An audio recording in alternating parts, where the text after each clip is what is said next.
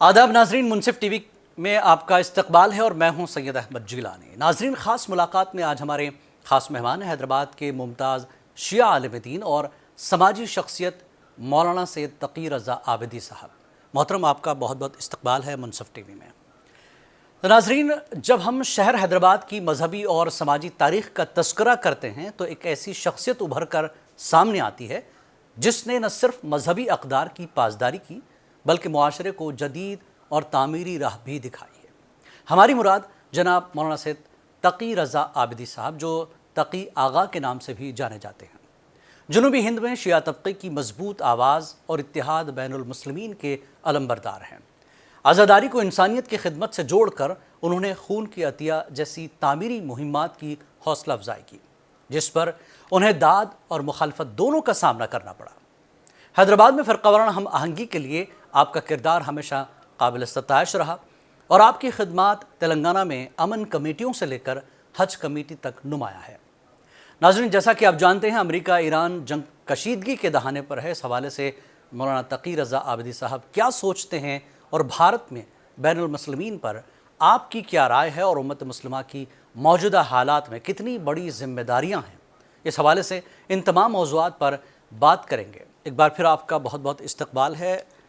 جس حوالے سے حیدرآباد میں بلکہ پورے ہندوستان میں آپ کی شخصیت سے لوگ واقف ہیں، آپ جس طرح سے رہنمائی کرتے ہیں ملت کی، سماج کی، لیکن اہم مسئلہ اب اس وقت بھارت اور ایران کے جو قدیم تعلقات رہے اس حوالے سے کافی سوالات اٹھنے لگے ہیں۔ لیکن ایک مین جو مدعا ہے کہ آپ امریکہ کو اسلام دشمن جو ہے قرار دیتے ہیں، ایک بیان میں نے آپ کا پڑھا تھا، تو کیا آپ سمجھتے ہیں کہ موجودہ تنازع صرف سیاسی ہے یا یہ براہ راست عالم اسلام کی بقا کا مسئلہ ہے؟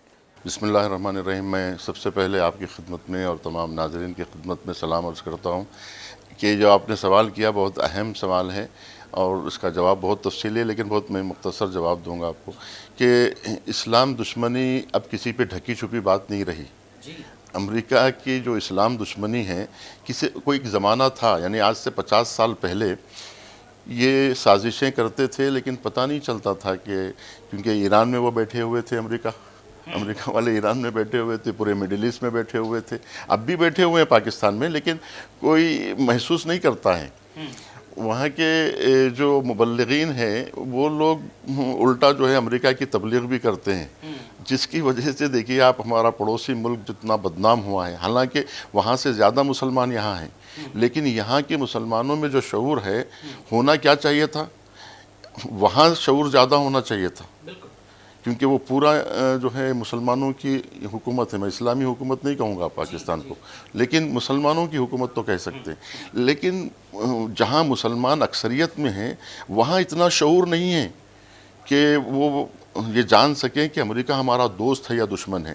امام خمینی رحمۃ اللہ علیہ نے بتایا تھا کہ امریکہ اسلام کا دشمن ہے، اور انہوں نے ایک تعبیر بھی کی تھی کہ اسلام امریکائی۔ انہوں نے کہا تھا کہ اسلام ناب محمدی الگ ہے، ناب یعنی خالص، خالص اسلام اور ہے اور امریکائی اسلام اور ہے۔ امریکائی اسلام میں شیعہ سنی دونوں پھنسے ہوئے ہیں جو امریکہ والا اسلام پیش کر رہے ہیں، لیکن اصل اسلام تو اتحاد کی بات کرتا ہے، لیکن امریکی جو اسلام ہے وہ تو اختلاف کی بات کرتا ہے۔ اگر جہاں اختلاف کی بو آ جائے، چاہے کوئی مفتی ہو، خطیب ہو، عالم ہو، ذاکر ہو، کوئی ہو، جہاں اختلاف کر رہا ہے سمجھ جائیے کہ یہ امریکی ایجنٹ ہے، ورنہ اسلام کہہ رہا ہے وَاعْتَصِمُوا بِحَبْلِ اللَّهِ جَمِيعًا وَلَا تَفَرَّقُوا، تم اللہ کی رسی کو مضبوطی سے تھام لو اور تفرقہ مت کرو، وَلَا تَنَازَعُوا وَتَفْشَلُوا وَتَذْهَبَ رِيحُكُمْ، کہ تم تنازعہ مت کرو، آپس میں جھگڑا مت کرو، اس لیے کہ اگر تم جھگڑا کرو گے تو تمہاری ہوا نکل جائے گی، تمہاری ہیبت ختم ہو جائے گی، یہ قرآن مجید کہہ رہا ہے۔ تو اسلامی انقلاب کے 37 سال کا وہ دور، امریکہ کی پابندیاں، یورپ کی پابندیاں، لیکن ایران نے جس جو ہے نامساعد حالت میں اپنے آپ کو جو مضبوط کیا ہے، اور پچھلے سال جون میں 12 دن کی لڑائی اور اس سال تقریباً 60 دن کی لڑائی، ان دونوں میں کیا فرق محسوس کرتے ہیں کہ 12 دن میں جبکہ وہ احساس اسرائیل کو ہو چکا تھا کہ میں اس کے سامنے ٹک نہیں پاؤں گا۔ تو اس جنگ میں امریکہ کو گھسیٹا گیا اور امریکہ آج بھی پشت پناہی اسرائیل کی کرتا ہے، لیکن کیا وجہ ہے کہ مشرق وسطیٰ میں کوئی ملک ایک دوسرے کے ساتھ اس مضبوطی سے کیوں نہیں کھڑا ہے، کیوں جڑا ہوا نہیں ہے، اور ایران کو کیوں ساتھ نہیں لیا جاتا، کیوں یہ اختلاف ہے؟ دیکھیے، میں ایک خاص بات آپ سے کہوں، جو باتیں میڈیا میں عموماً کہی جاتی ہیں وہ باتیں میں نہیں کہوں گا، جو حقیقت ہے وہ کہوں گا۔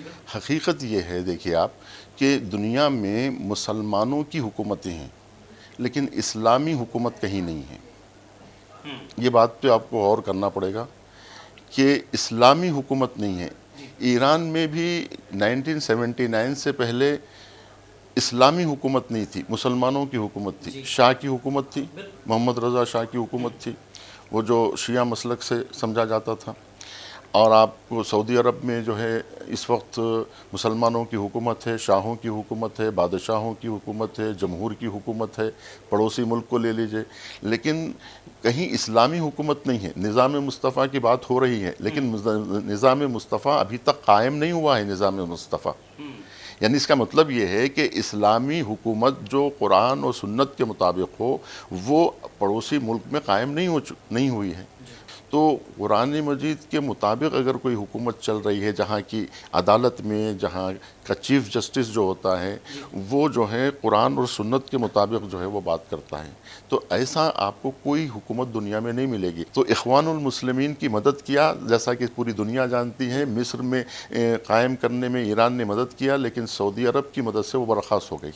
اب جو 12 روزہ جنگ میں، جیسا کہ آپ نے سوال کیا، 12 روزہ جنگ میں ایران ایک زخمی شیر کی طرح ظاہر ہوا، تو وہ چاہتے تھے کہ اس کو پوری طرح سے ختم کر دیا جائے، اور ایران کو کافی تجربہ ہوا اس 12 روزہ جنگ میں۔ آپ دیکھیں گے کہ پہلے کے 12 روزہ جنگ میں ایران کو ٹائم لگا تھا جوابی حملہ کرنے میں، لیکن اس بار ذرے سی بھی دیر نہیں لگائی انہوں نے، جبکہ 9 مہینے کے بعد یہ جنگ ہوئی تھی، جبکہ میز پر رکھ کر حملہ کیا گیا، میز پر بات بھی چل رہی تھی، ادھر حملہ بھی ہوا، اور جو ہے غافل گیرانہ حملہ تھا، ناجوان مردانہ حملہ تھا۔ 2 گھنٹے اور 1 گھنٹے کے اندر ہی ایران نے جوابی کارروائی کی۔ تو کتنا اس وقت ایران نے سیکھا ہے، وہ بالکل نیا ایران نے اس کو معاشی جنگ بنا دی، نیا، جس کا پوری دنیا پر اثر ہو رہا ہے۔ یعنی ایران کے پاس سب آپشن تھے پہلے سے، ایران کے پاس اب بھی ہے بہت سارے، یعنی اگر یہ ختم ہوگا تو یہ کیا جائے گا، تو یہ تو پورا پیپر پہ لکھا ہوا ہے۔ ان کو معلوم تھا کہ یہ گھٹنے پر تب آئے گا جب ان کو جو ہے معاشی طور کے اوپر ہم جو ہے معاشی جنگ میں ہرائیں گے۔ آپ نے جیسا کہ کہا کہ اسلامی ممالک اور مسلم ممالک، یہ جو فرق آپ نے یہاں پر بتایا ہے، اس حوالے سے مڈل ایسٹ میں کیا یہ بھی ایک لڑائی ہے نظریاتی طور پر کہ صاحب اس پورے خطے کا اقتدار یا اس پورے خطے کی بادشاہت کو لے کر بھی کہیں نہ کہیں نظریاتی اختلاف ہے؟ تو جب آپ امریکہ یا اسرائیل کو تسلیم کر رہے ہیں تو ایران کو کیوں تسلیم نہیں کیا جا رہا ہے، اور ایران اپنے آپ کو اس طرح سے پیش کیوں نہیں کر پا رہا ہے، یا کچھ کمی ہے یا کچھ مس انڈرسٹینڈنگ ہے ابھی بھی ان ممالک میں؟ بہت زیادہ واضح فرق ہے کہ ایران صرف ایک ملک ایسا ہے جو پوری طرح سے آزاد ہے، یعنی وہ کسی کے دباؤ میں نہیں ہے، حتیٰ وہ رشیا اور چائنا کے بھی دباؤ میں نہیں ہے۔ اس کے پاس کیونکہ اس کا اپنا قانون ہے، اس قانون کے اعتبار سے وہ لوگ چلتے ہیں، وہاں جو ہے نظام ہے، اس نظام کے تحت چلا جاتا ہے۔ تو معلوم یہ ہوا کہ دوسرے جتنے ممالک ہیں، کوئی ملک آپ لے لیجئے اور کوئی ملک آپ ایسا بتا دیجئے جو امریکہ یا اسرائیل یا 5 طاقتوں میں سے کسی ایک کے دباؤ میں نہ ہو، بتا دیجئے کوئی ملک ہے ایسا؟ جب نہیں ہے تو وہ لوگ آزاد ملک سے کیسے کانٹیکٹ کر سکتے ہیں جبکہ وہ غلام ہیں؟ کیا ان کو اجازت ملے گی؟ وہ اپنا ڈیسیشن خود نہیں لے سکتے ہیں۔ اگر خود لیں گے، جیسا ابھی ٹرمپ نہیں کہہ رہا تھا کہ اگر تم کسی کو بھی صدر بنا رہے ہو یا رہبر بنا رہے ہو تو میری مرضی سے بناؤ، تو کیا وہ دنیا میں سب کے سامنے یہ چیز نہیں رکھتا ہے؟ تو کیا مڈل ایسٹ ایران کے سامنے رکھا ہے اس شکنجے سے نکل پائے گا؟ مڈل ایسٹ ایران تو آزاد ہے، جی ہاں، ایران پوری طرح سے آزاد ہے، جی لیکن کیا مڈل ایسٹ نکل پائے گا؟ بہت مشکل ہے۔ اور ایران کیا اس کے لیے کچھ رہنمائی کر پائے گا؟ کرے گا، ایران تو مسلسل کر رہا ہے۔ چنانچہ آپ نے دیکھا کہ کس ظریفانہ طریقے سے عمان عمل کر رہا ہے۔ مسقط کی پالیسی آپ دیکھ رہے ہیں کیسی جو ہے اس وقت میں کتنی اچھی پالیسی، کس طرح سے وہ جو ہے ایک یعنی آپ یوں سمجھیے کہ مسقط کی پالیسی تمام عربوں کے لیے، میں کہہ رہا ہوں تمام عربوں کے لیے جو اس وقت پھنسے ہوئے ہیں، خود عمان بھی تو پھنسا ہوا ہے، لیکن وہ کس زیرکانہ طریقے سے ایران سے بھی رشتہ رکھا ہوا ہے اور جو ہے امریکہ سے بھی رشتہ رکھا ہوا ہے اور اپنے بھائیوں سے بھی رشتہ رکھا ہوا ہے۔ یہ بہت بڑی بات ہے۔ علی لاریجانی شہید ہو چکے ہیں، اس لیے ان کے حوالے سے میں کہوں کہ علی لاریجانی نے ایک بات کہی تھی عمان کے تعلق سے، کہ وہ بہت پرانی بات کو وہ دہرا رہے تھے کہ عمان کی پالیسی کو سمجھنے کے لیے ہمارے ناظرین کے لیے بہت مدد ملے گی، اور دوسرے جو یوٹیوبرز وغیرہ جو بھی ہے سیاست سے وارد، ان کے لیے بہت اہم بات ہے۔ وہ یہ ہے کہ وہ کہہ رہے تھے کہ سلطان قابوس مرحوم جب زندہ تھے تو انہوں نے بتایا تھا علی لاریجانی صاحب کو کہ جس وقت ایران عراق جنگ چل رہی تھی، ہم کو بھی اس جنگ میں ملوث ہونے کے لیے پریشر بن رہا تھا۔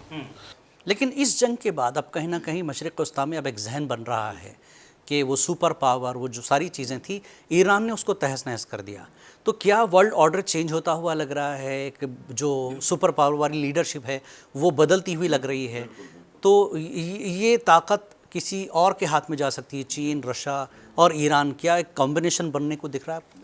پورے تاریخ کے آئینے میں آپ دیکھ لیجئے کہ یہ جو ہے اصل سپر پاور اللہ سبحانہ وتعالیٰ کی ذات ہے۔ اس جنگ میں یقیناً ان سعادت بزور بازو نیست، یہ جو ایران کو قوت حاصل ہوئی ہے، یہ ایران کی اپنی ذاتی قوت نہیں ہے، یہ تو اللہ کی بخشی ہوئی طاقت ہے، اور اللہ سبحانہ وتعالیٰ نے ایران سے وہ کام لے رہا ہے، اللہ کام لے رہا ہے۔ اگر آپ بتائیے دنیا کے حساب سے کیا ایران جیسا ملک پوری دنیا کو ہرا سکتا ہے؟ ٹھیک ہے، اسرائیل کو ہرا سکتا ہے، ایک امریکہ کو ہرا سکتا ہے، لیکن وہ اسرائیل اور امریکہ جو اتنی بڑی طاقت، اس کے پیچھے پورا نیٹو، اس کے پیچھے پورا یورپ اور دنیا بھر کی طاقتیں، دنیا بھر کی دولت جن کے پاس ہے، ان سے ایک ملک ٹکرا سکتا ہے؟ یہ تو اللہ سبحانہ وتعالیٰ کا کام ہے۔ اور جس اللہ سبحانہ وتعالیٰ نے فرعون کو غرق کیا ہے، جس نے جو ہے قارون کو دھنسا دیا ہے، جس نے عاد و سمود کی پوری قوم کو تباہ و برباد کر دیا ہے، تو کیسے کیسے تھے؟ ذی الاوتاد تھے، بہت طاقتور تھے عاد و سمود کے، لیکن کیسے تاریخ میں ختم ہو گئے، مٹ گئے، فنا ہو گئے۔ اسی طرح سے آج سپر پاور جو ڈوب رہا ہے، یہ اللہ سبحانہ وتعالیٰ کی مرضی ہے، اور اللہ مدد کر رہا ہے، اور یہ اللہ کی مدد کو طلب کر رہے ہیں۔ ایک مظلوموں کے لیے انہوں نے جنگ شروع کی تھی۔ یہ جنگ جو ہے اپنی خود انا کی جنگ نہیں ہے، جو جیسا کہ دنیا بتا رہی ہے یا میڈیا بتا رہا ہے، معاف کیجئے، کہ جو ایران اور اسرائیل کی جنگ ہے، یہ نہیں ہے۔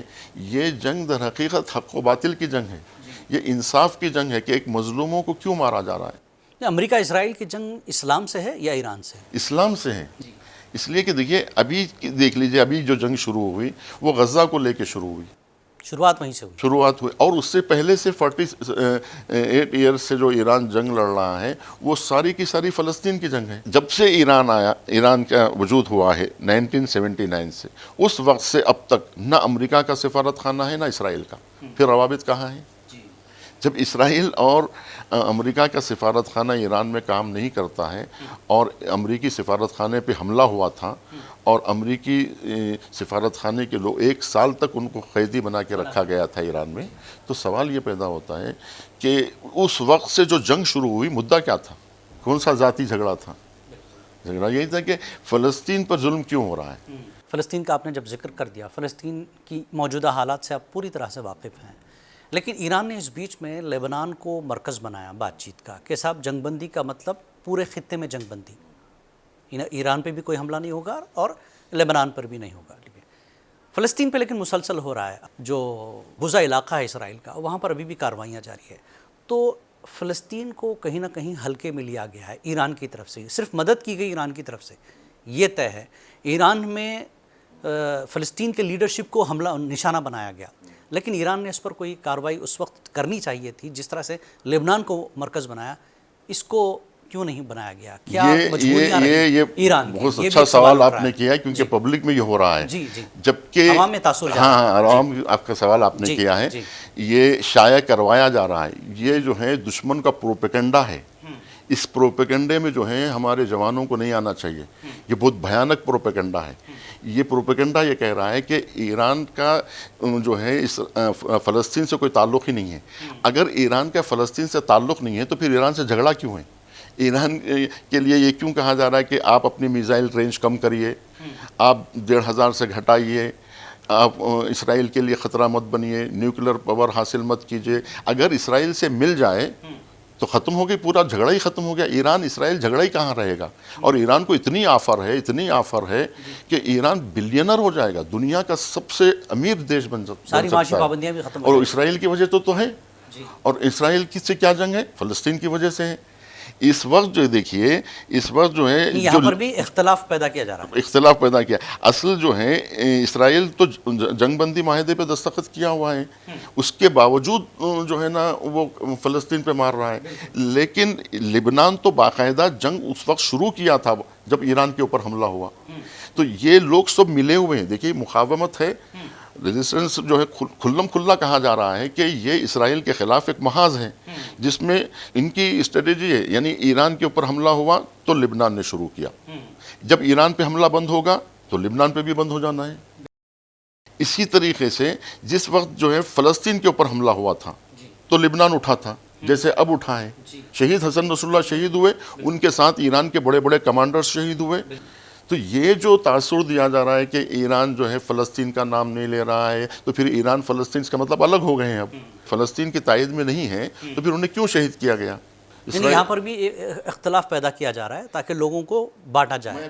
کہ اصل میں یہ جو جنگ ہو رہی ہے نا، اس کا جو ڈیسیشن لیا جاتا ہے نا، یہ جو جنگ ہے اس میں یعنی جتنے لوگ مقاومت کے لڑ رہے ہیں نا، وہ سب کی پلاننگ سے جنگ ہوتی ہے. تمام فرصت شامل ہے اس میں. ہاں، اس میں کس کو کب بھیجنا ہے. مثال کے طور پہ جو ہے ایک میچ چل رہا ہے، کون سے پلیئر کو جو ہے نا بلانا ہے اور کون سے پلیئر کو چھوڑنا ہے، یہ سب جو ہے باہر الگ سے ڈیسیشن لیا، میدان میں نہیں لیا جاتا ہے. میدان میں تو آپ دیکھ رہے ہیں کہ بھائی فٹ بال کا میچ چل رہا ہے، وہاں سے جو ہے بلایا جاتا ہے باہر سے اور ان کو جو ہے رد و بدل کی جاتی ہے. یہ بالکل ایسے ہی ہے. یعنی اتاق فکری کہتے ہیں، ایک جو ہے ڈیسیشن لینے والے جو روم ہے وہ الگ ہیں، جو وار روم ہے، وہاں سے یہ ڈیسیشن لیا جاتا ہے کہ اس وقت مثال کے طور پہ ہم آبنہ ہرمز کو بند کر رہے ہیں، اگر اور کچھ ہوتا ہے تو ہم جو ہے ریڈ سی کو بھی بند کر دیں گے. تو ریڈ سی کا آپشن اٹھا کے رکھا گیا ہے کہ ہم یمن کو جو ہے نا رکھے ہوئے ہیں، یمن کو میدان میں نہیں اتارا ہے. اور جو ہے فلسطین کو سلایا گیا ہے سپورٹ کے کہ بھئی آپ لوگ سوئیے، اس وقت ہم لوگ لڑ رہے ہیں، آپ لوگ سوئیے، کیونکہ آپ لوگ چھوٹے بچے آپ کے ساتھ ہیں، مہیلائیں آپ کے ساتھ ہیں، عورتیں ہیں، آپ کے اوپر آلریڈی 2 سال سے جو ہے جنگ ہو چکی ہے، آپ لوگ جنگ میں شامل مت ہوئیے. آپ کو تو جو جنگ بندی چل رہی ہے وہ آپ جنگ بندی پہ برقرار رہیے، ورنہ ان کو انوالو کرنا جنگ میں اور ان کو معاہدے میں شامل کرنا، اس کا مطلب یہ ہے کہ ان کے اوپر حملے جو ہے نا آفیشلی نہیں ہو رہے ہیں. وہ تو جو ہے وہ تو اس کا طریقہ ہی جیسا جو ہے نا بند ہونے کے بعد جنگ بندی کی جنگ نہیں تھی تب بھی حملے ہوتے تھے. تو وہی ہے. بالکل اسی حساب سے 60 دن کی مسلسل جنگ ایران کی، اور اسٹریٹجک طور پر حالانکہ بڑی لیڈرشپ شہید ہو گئی ہے، باوجود اس کے یہ نیچے کی جو کھیپ ہے اس جنگ کو مسلسل آگے لے کے چل رہی ہے. تو کیا ایران کو بھارت نے ابھی بھی نہیں پہچانا ہے، یا دنیا نے کسی نے بھی نہیں پہچانا ہے؟ وہ سمجھ رہے ہیں کہ اصل میں ان کی حکومت ہے، سمجھ رہے ہیں رہبر کی. یہ نہیں، یہاں اللہ کی حکومت ہے. یہ تو صرف بندے ہیں اللہ کے. ایک بندہ جاتا ہے اپنا وظیفہ پورا کرتا ہے، دوسرا بندہ آتا ہے. ایک پیش نماز مر جائے تو کیا مسجد میں نماز کو چھٹی ہو جائے گی؟ بتائیے آپ. یہاں مثال کے طور پہ کوئی امیر حاج مر جائے، ہے نا، حج کمیٹی حکمت عملی طے ہے، اس پر عمل کرنا ہے. بالکل. جی ایک سوال جاننا چاہوں گا، کیونکہ یہاں پر بین المذاہب کا بھی معاملہ ہے، اور ایک چیز تو ہے کہ ممالک کو اندازہ ہو گیا ہے کہ اب ہم شیعہ سنی نہیں، ہم اسلامی ملک ہیں. ہمیں اب اسلام، کیونکہ امریکہ اور اسرائیل کا کلیئر کہنا ہے کہ ہماری جنگ اسلام سے ہے، نہ کہ ایران یا ان ملکوں سے ہے. تو یہ میسج پوری دنیا کو ایران نے پہنچا دیا ہے اس جنگ سے. کیا لگتا ہے آپ کو؟ جی بالکل، کہ یہ جنگ جو ہے در حقیقت تمام مسلمان ایک ہیں اس جنگ میں. کیونکہ آپ بتائیے کون سا مسلمان ایسا ہے جو اسرائیل کو قبول کرتا؟ مسلمان ملک تو چھوڑیے، کوئی حریت پسند آزاد انسان کیا اسرائیل کو پسند کرتا ہے؟ اسرائیل کا ٹیررزم دنیا کے سامنے نہیں آیا؟ غیر مسلم ممالک نے بھی منع کیا. ایسے وقت میں سارے مسلم ممالک کی عوام تو یقیناً ایک ہے. یہ سمجھنا کہ ایران کے ساتھ جو ہے عرب ممالک نہیں ٹھہرے ہوئے ہیں، ممالک تو چند جو ہے خاندان ہیں جو قابض ہیں ان ملکوں پر، ورنہ وہاں کی عوام ان کے ساتھ ہے۔ آپ بحرین کی عوام کا الیکشن کروا لیجئے، ان سے انٹرویو لے لیجئے کہ آپ بحرین کی حکومت کے ساتھ ہے یا ایران کے ساتھ ہے، تو بحرینی عوام بولے گی۔ یو اے کی عوام، کویت کی عوام سے آپ سوال کیجئے کہ آپ اسرائیل کے ساتھ ہے یا ایران کے ساتھ ہے، پوچھ لیجئے آپ۔ جی، عوام میں وہ شعور آ گیا ہے۔ تو پھر ہماری عوام ایک ہے اس وقت۔